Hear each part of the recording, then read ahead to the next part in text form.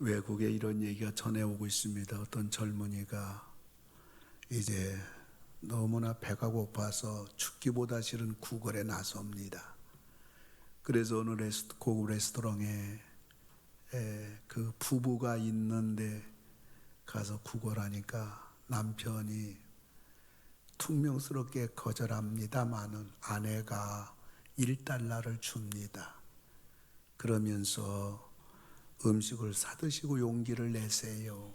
직장이 없나 본데 직장을 위해서 제가 기도할게요. 그리고 이것은 예수님의 사랑의 떡입니다. 원하기는 당신도 이 사랑의 떡을 많은 사람에게 나눠주시기 바랍니다. $1 중에 50센티 가지고서 빵을 사서 이렇게 먹는데 그 앞에 있는 노인이 너무너무 부러운 듯이 쳐다봅니다. 그 노인도 많이 굶었나 봅니다. 그래서 남은 50센트를 가지고 빵을 사서 노인에게 드렸습니다. 노인이 그 빵을 먹다가 띄어서 종이에 쌉니다. 그래서 이 젊은이가 물어봅니다. 어떻게 내일 아침 드시려고 합니까? 했더니 아닙니다.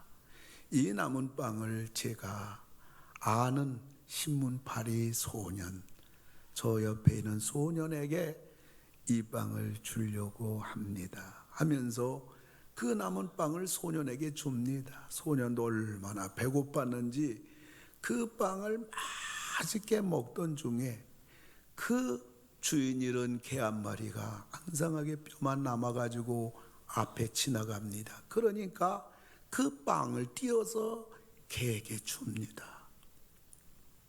빵을 먹은 신문파리 소년이 힘차게 뛰어가며 신문 팔러 가고요. 노인도 허기진 배를 조금이라도 면해졌는지 어디론가 사라졌습니다.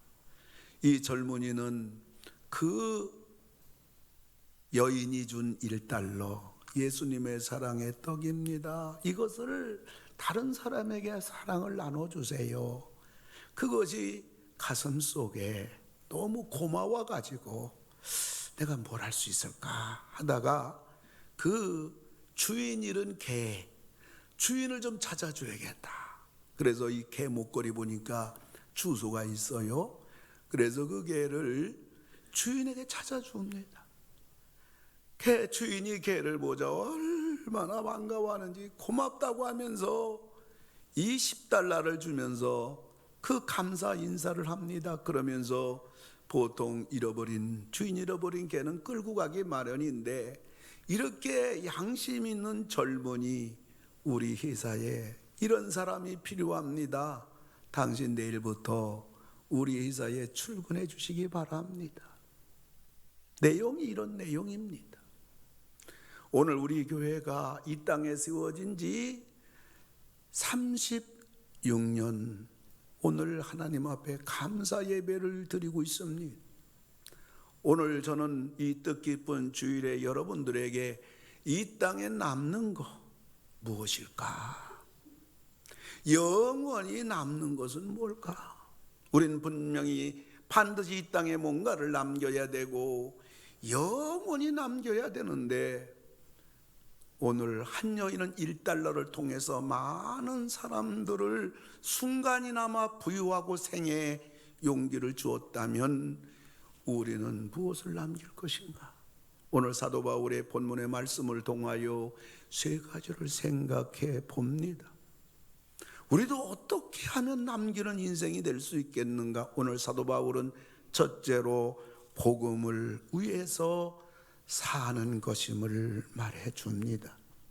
24절에 보면 내가 달려갈 길과 주 예수께 받은 사명 곧 하나님 은혜 복음을 증언하는 일을 마치려 하면은 나의 생명조차 조금도 귀한 것으로 여기지 아니하노라. 바울은 한평생 복음에 자신을 내던진 사람이에요. 바울은 복음에 대해서 뭐라고 말합니까? 자신의 사는 목적이라고 말해요. 그러니까 바울이 사는 목적은 복음을 위해서 사는 겁니다. 복음을 위해서라면 자신의 생명조차도 귀한 것으로 나는 여기지 않겠다. 여러분, 바울이 어떤 사람이에요? 이 땅에서 바울처럼 위대한 사람이 있을까요? 영원한 천국에서 바울처럼 영광스러운 자리에 있는 사람이 있을까요? 우리 예수 믿는 우리 모두가 뒤따라가야 될 인물, 바로 바울입니다. 근데 그 바울은 내가 이 땅에 사는 목적이 다른 게 아니라 복음을 위해 산다. 뿐만 아니라 바울은 복음에 대해서 자신의 사명이라고 하였습니다. 사명은 해도 되고 안 해도 되는 것이 아니라 사명은 반드시 해야 되는 겁니다.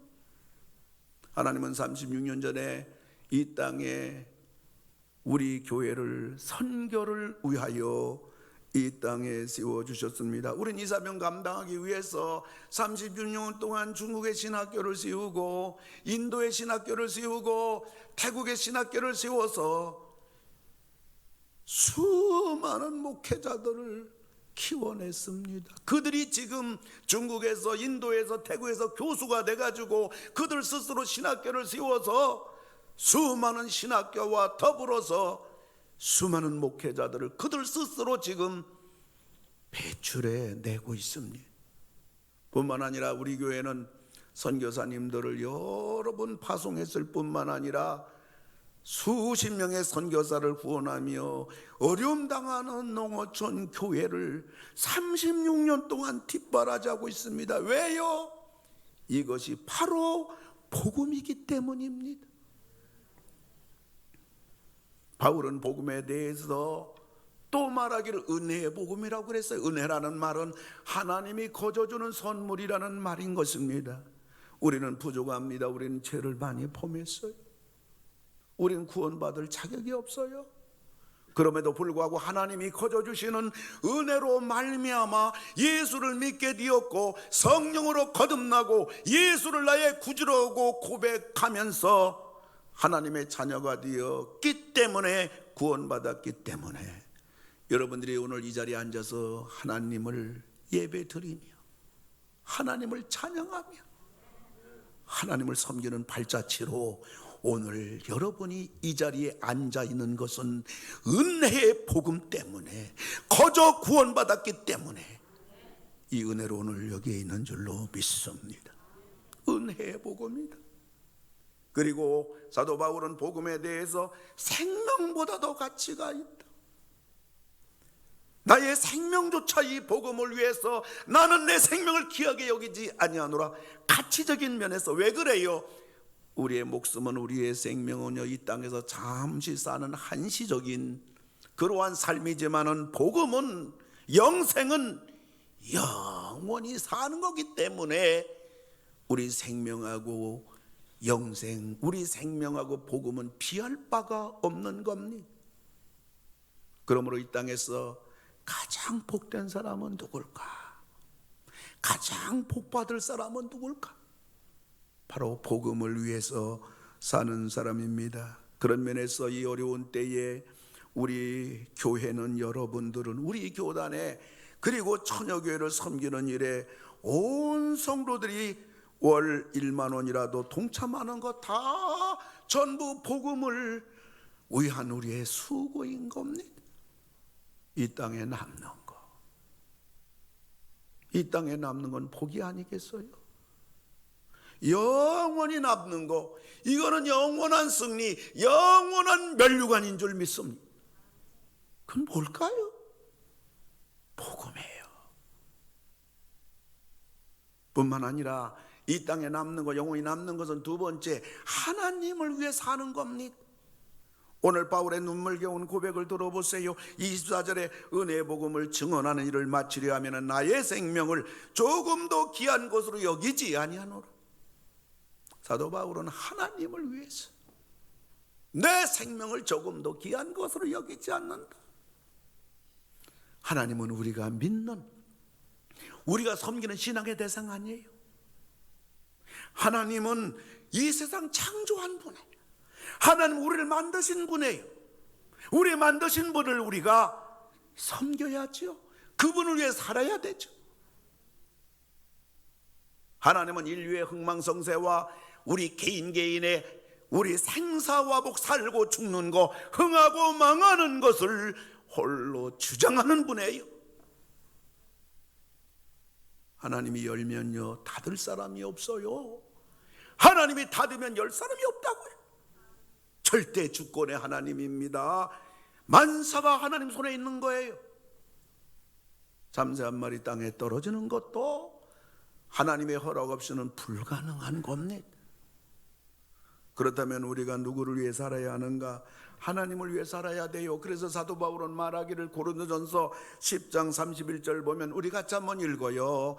그런즉 너희는 먹든지 마시든지 뭘 하든지 다 하나님의 영광을 위하여 하라.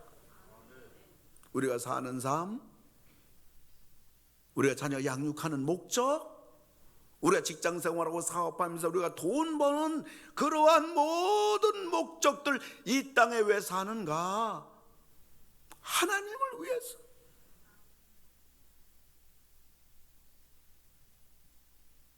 하나님은 아브라함에게 갈 때 우리 땅을 떠나라, 고향 부모 산천을 떠나라, 그리하면 만복을 네게 주리라.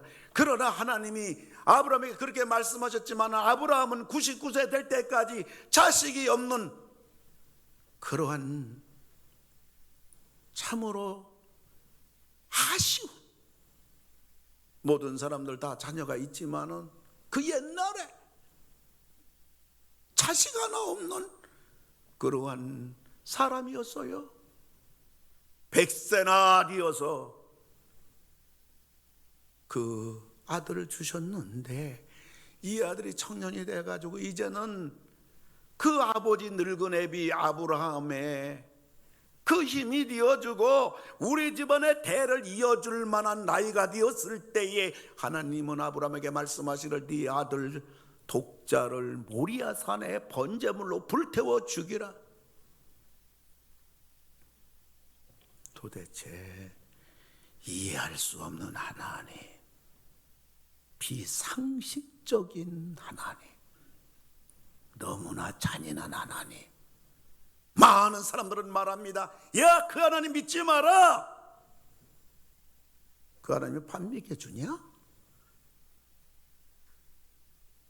그러나 그럼에도 불구하고 아브라함은 도대체 이해되진 않지만은, 순종할 수는 없지만은 하나님을 내가 위해서 그대로 움직일 수는 없지만 그럼에도 불구하고 그 아들을 데리고 3일 길을 걸어가면서 모리아 산에서 그를 잡아 죽이겠다고 걸어가는 아브라함은 그 누가 봐도 정신 나간 미친 늙은이였어요. 그 누구도 동의할 수 없습니다. 오죽해야 아내 사라에게까지 말하지 못하고 떠난 발걸음입니다. 근데 거기 중요한 것은 하나님 때문입니다. 하나님 말씀 때문입니다. 하나님께 순종해야겠다는 것 때문입니다. 하나님만 붙잡았기 때문인 것입니다. 다른 거 없어요. 결과는 뭘까요? 창세기 22장 16절부터 18절까지 보면 네가 이같이 행하여 내 아들, 네 아들, 네 독자도 아끼지 아니하였은즉 내가 네게 큰 복을 주고 네 씨가 크게 번성하여 하늘의 별과 같고 바닷가의 모래와 같게 하리니 네 씨가 그 대적의 성문을 차지하리라. 또 네 씨로 말미암아 천하 만민이 복을 받으리니 이는 네가 나의 말을 준행하였음이니라. 사랑하는 성도 여러분, 누가 똑똑할까요? 누가 자녀를 잘 키우는 부모일까요? 누가 진짜 인생에 성공할 사람일까요? 답은 한 가지예요. 부모도 하나님을 위해 살고 내 사랑하는, 눈에 넣어도 아프지 않아 우리 자녀를 하나님을 위해 살게 하는 겁니다. 그러면 이상 없어요. 그러면 걱정하지 않아도 돼요. 하나님밖에 모르는 요셉에게 주어진 길은 형통의 길, 승리의 길, 평안의 길, 축복의 길이 아니라 형들의 미움을 받아가지고 먼 나라 애굽인의 노예가 되는, 팔려가는, 인신매매당하는 그러한 요셉이 됐어요. 그럼에도 불구하고 요셉은 하나님을 붙잡고 하나님만 바라보고, 그런 요셉에게 다가온 것은 주인 마님이 통침하자고 찝쩍거리자 젊은 청년 요셉은 도망갑니다. 주인 마님 성추행했다고 옥에 갇힙니다. 산 넘어 산이에요. 하나님 살아계시냐고요? 하나님 믿는 증거가 뭐냐고요? 죄 짓지 않겠다고. 젊은 청년 요셉이 가는 발자취에 주어진 길은 너무나도 비참한 인생, 이력서만이 기록된 것입니다. 그것으로 요셉의 인생이 마지막이 아니라고요. 창세기 41장 39절부터 40절 보면 바로 왕이 요셉에게 이런 말합니다. 요셉에게 이르되 하나님이 이 모든 것을 네게 보이셨으니 너는 내 집을 다스리라. 애굽을 다스리라. 내 백성이 네게 다 복종하리니 내가 너보다 높은 것은 이 의자뿐이라. 다 통치하라. 하나님을 믿는다는 우리가 하나님을 믿는다고 하다가 중도에 낙심하고 방황하는 이유는 오늘 당장, 지금 이 순간 하나님께 결과를 보여달라는 거예요.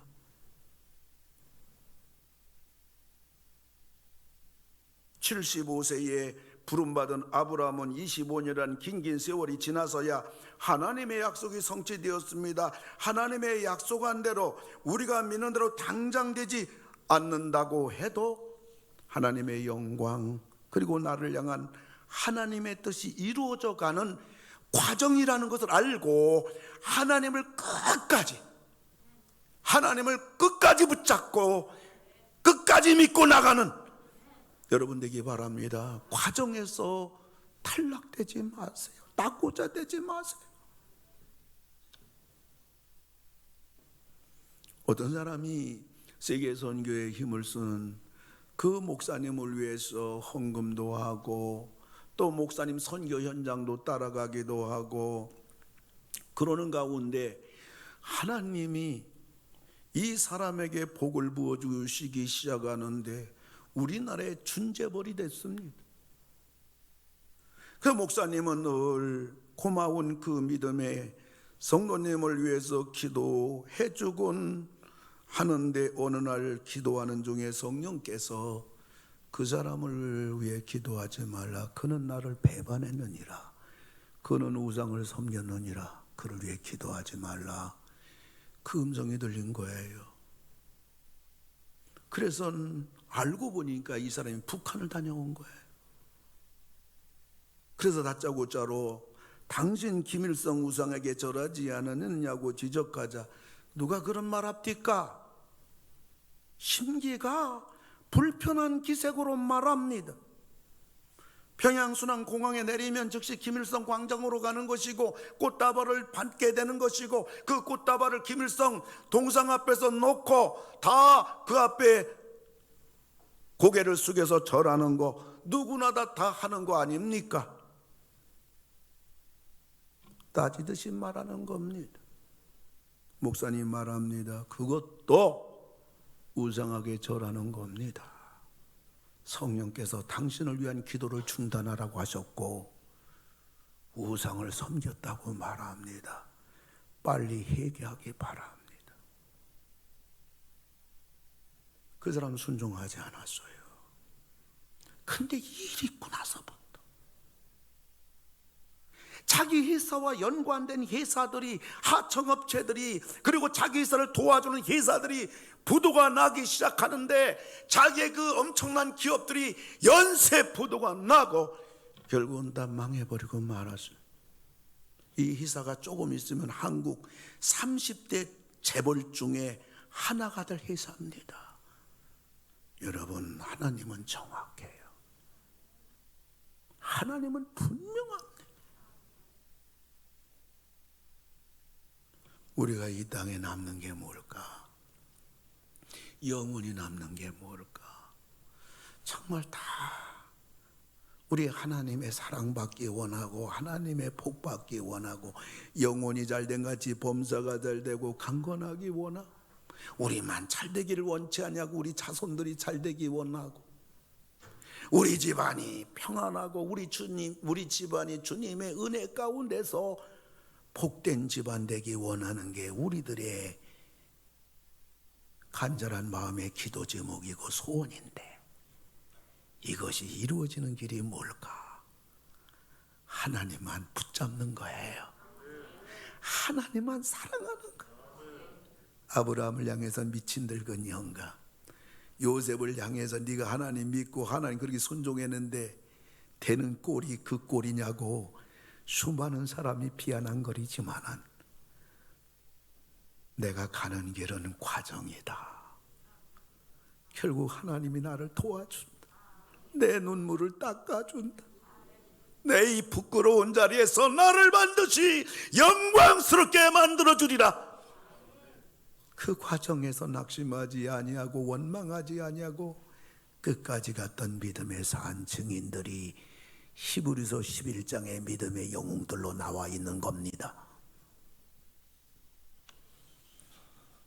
우리 이 땅에 남는 게 또 뭐예요? 영원히 남는 게 뭡니까? 그건 교회를 위해 사는 거예요. 오늘 사도 바울이 교회를 어떻게 섬겼는가 이 눈물겨운 고백을 보세요. 19절부터 21절 보면 곧 모든 겸손과 눈물이며 유대인의 간계로 말미암아 당한 시험을 참고 주를 섬긴 것과 유익한 것은 무엇이든지 공중 앞에서나 각 집에서 거리낌이 없이 여러분에게 전하여 가르치고 유대인과 헬라인들에게 하나님께 대한 회개와 우리 주 예수 그리스도에 대한 믿음을 증언한 것이라. 사도 바울은 교회를 위하는데 그 일을 위해서 성도들에게 가르치는데 최선을 다합니다. 핍박도 있었고요, 시험도 있었지만 모든 걸 참고 겸손과 눈물로 교회를 섬기고 성도를 가르치는데 최선 다했어요. 이거는 성도들의 지적 성장을 위한 사도 바울의 고뇌 찬 수고입니다.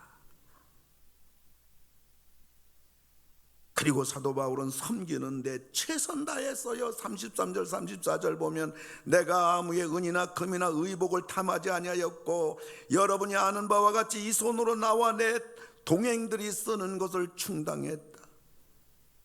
사도 바울은 성도들에게 행함으로 가르치는 것을 말해요.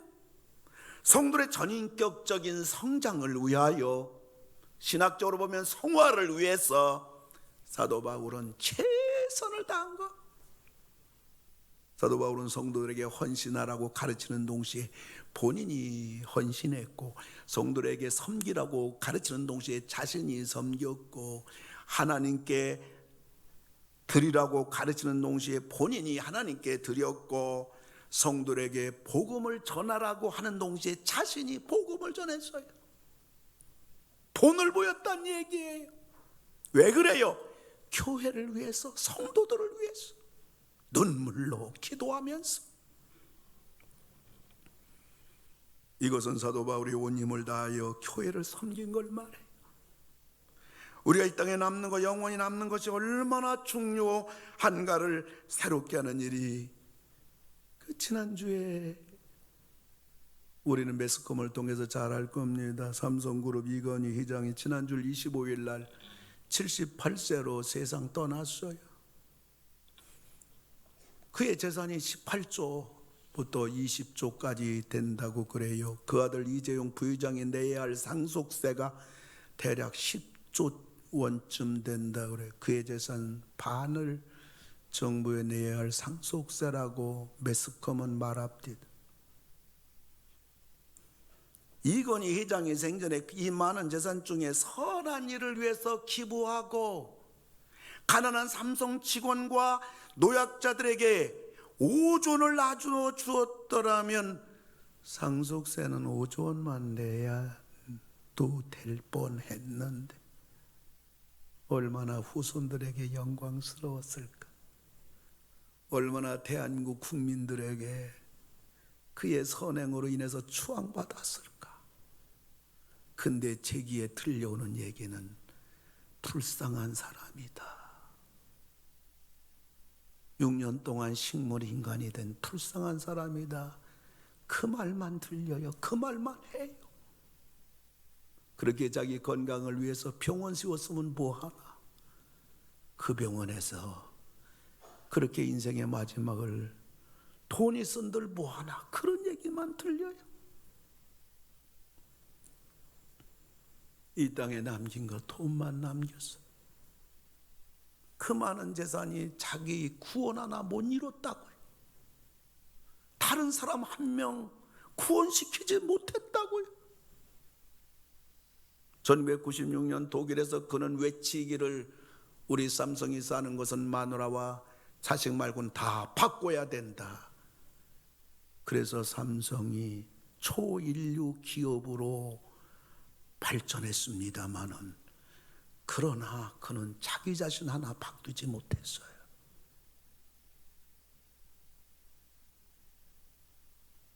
그렇다면 그는 개인적으로 보면 아무것도 없는 거예요. 누가 그의 한 생애를 부러워할 사람 있을까요? 사람들은 착각을 해요. 돈을 많이 벌어서 남겨놓으면, 그리고 죽으면 자녀들이 고마워할 것이다. 나는 부모 역할을 많이 남겨놓으면 잘한 것이다. 10중 8구 형제 대란이 일어나야 많으면 많을수록. 자녀들이 가장 효도하는 자녀들 보면, 부모가 아무도 없는 그런 부모 보면 자녀들이 얼마나 효도하는지 몰라요. 형제간에 의를 상하는 것은 물론 자기에게 조금 돌아왔다고 부모에까지 원망하는 겁니다. 거기에다 가장 미련한 부모는 미리 자녀들에게 나눠줄 거 다 나눠주고 빈털터리가 돼가지고 길거리에서 헤매고 있어요. 자식들에게 버림받고 있어요. 인생을 헛산 겁니다. 그런 면에서 저는 우리 부부는 그저 우리가 죽고들랑 얼마 될는지는 모르지만은 그저 우리 부부는 죽게 되면 내가 먼저 죽든지 당신이 먼저 죽든지, 근데 남자가 먼저 죽어야 되는 건 좋은 일인데 그건 당신 혼자 남고 그럴 때에, 당신 죽게 될 때에 우리는 우리의 가진 것이 얼마 될지 몰라도 51%는 하나님과 교회에 드리고 49%는 자녀들에게 주는 것을 이미 유언 아닌 유언을 했습니다. 제가 그것을 결단한 것은 바로 그 하나님과 동행한 사업가 스텔리템의 간증을 듣고 그때 마음에 꽉 박혔어요. 세계 굴지의 플라스틱 회사를 창업한 크리스천 사업가 스텔리템은 1940년 회사의 지분 51%를 하나님께 드리는 계약을 변호사 사무실에서 법적으로 등록했습니다. 그의 회사 좌우명이 그리스도가 답이다. 이게 그 회사의 좌우명이에요. Christ is the answer. 그리스도가 답이다. 우리 한번 따라할까요? 그리스도가 답이다. 아멘. 이 간증을 듣고 나도 내 인생 마지막에 하나님이 내게 단 얼마가, 내 인생 마지막 인생에 남은 재산이 단 얼마가 있던지를 막론하고 하나님께 반, 자녀에게 반, 이것은 하나님 앞에 도리가 아니고 하나님 앞에 조금 더 51%는 하나님께, 그리고 교회에 드리고 남은 49%는 자녀들에게 줘야겠다. 이미 유언을 했고 앞으로 법적으로 공정할 것입니다. 여러분들이 저를 본받기를 바랍니다. 아멘 안 해도 괜찮아요. 저를 본받으세요. 이것이 우리가 하나님 앞에 가서 떳떳하지 않겠어요? 이 땅에 재산 다 물려주고 나이가 먹으면 먹을수록 자식들이 바라보는 게 부모가 얼마 있나, 나에게 얼마나 돌아오나. 우리의 뒤에서 자녀들이 어쩔 수 없는 인간의 연약성이 우리들을 보면서, 부모를 보면서 그런 생각이 스쳐서야 되겠는가. 하나님 앞에 갈 때 떳떳해야지. 그리고 하나님 앞에 갔을 때, 그리고 그렇게 했을 때 우리 믿음의 자녀들이 부모를 본받을 것이고 존경할 것이고 자기들도 그렇게 인생의 마감을 그렇게 할 것이고, 부모 바라보면서 뒤안길에서 부모가 얼마나 있나 이러한 욕심의 생각으로, 어두워진 생각으로 자녀들이 부모, 우리를 그렇게 보지는 않을 것이고, 우리가 이 땅에 남기고 하나님 앞에 남길 때 하나님께서 우리 자손들을 축복해 주는 거예요. 그리고 이런 마음 가지고 이 땅에 살아갈 때, 이런 마음 가지고 우리가 사업할 때, 이런 마음 가지고 우리가 직장 생활할 때 하나님께서는 책임져 주시고 하나님은 복을 부어 주시고 우리의 결단이 결코 부끄럽지 않다는 것을 저는 수없이 체험합니다. 수없이 체험하고 있어요.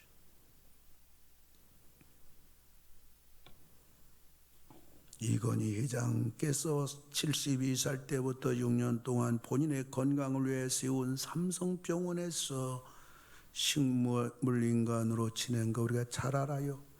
본인의 건강을 담보하기 위해 세운 병원이 그를 지켜주지 못하는 거예요. 세상에 그 무엇도 우리를 지켜주지 않아요. 하나님이 지켜줘야 돼.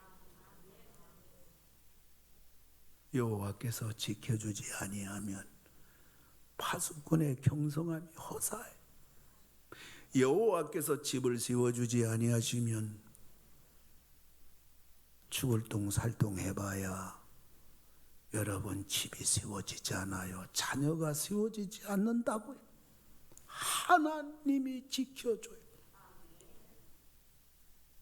산을 들어 눈을 떠봐라.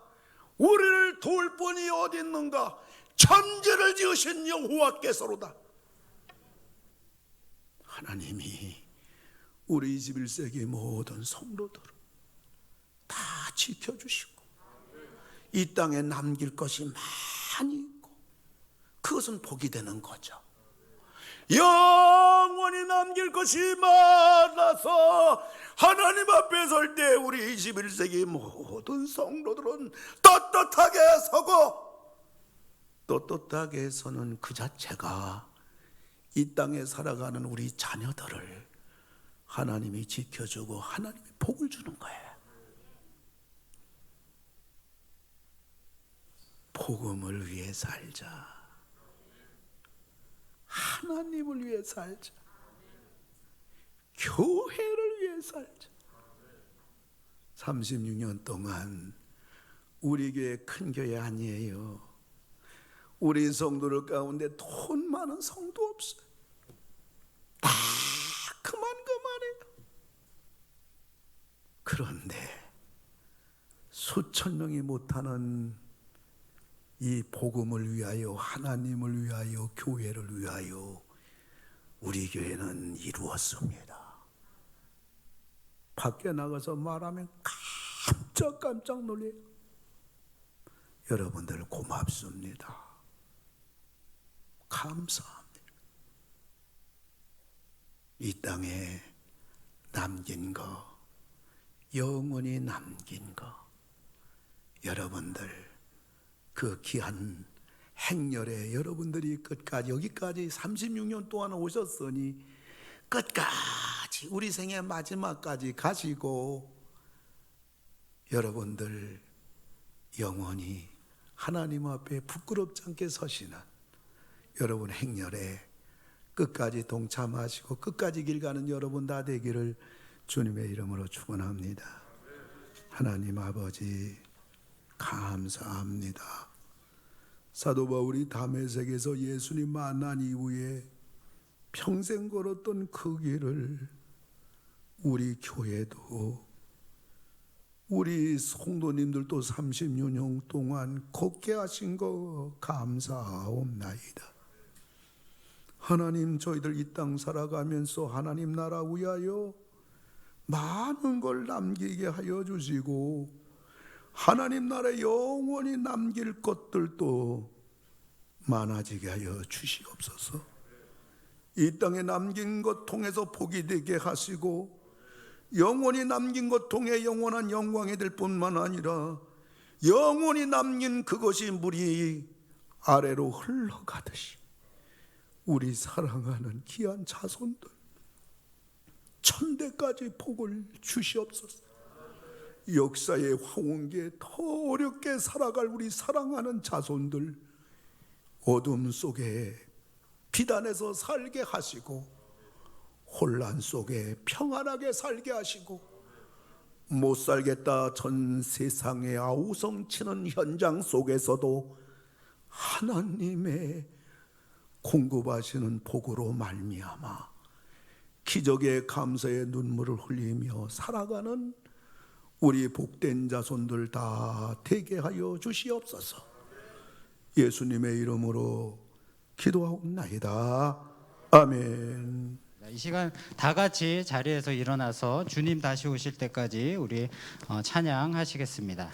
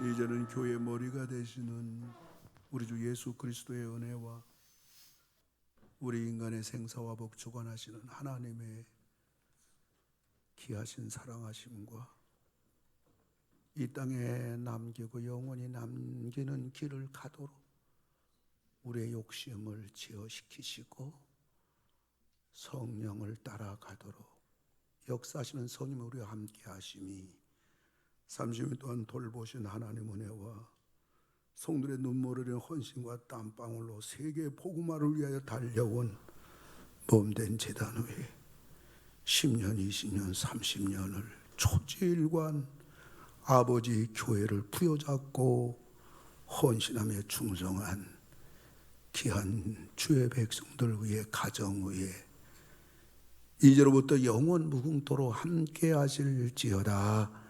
아멘.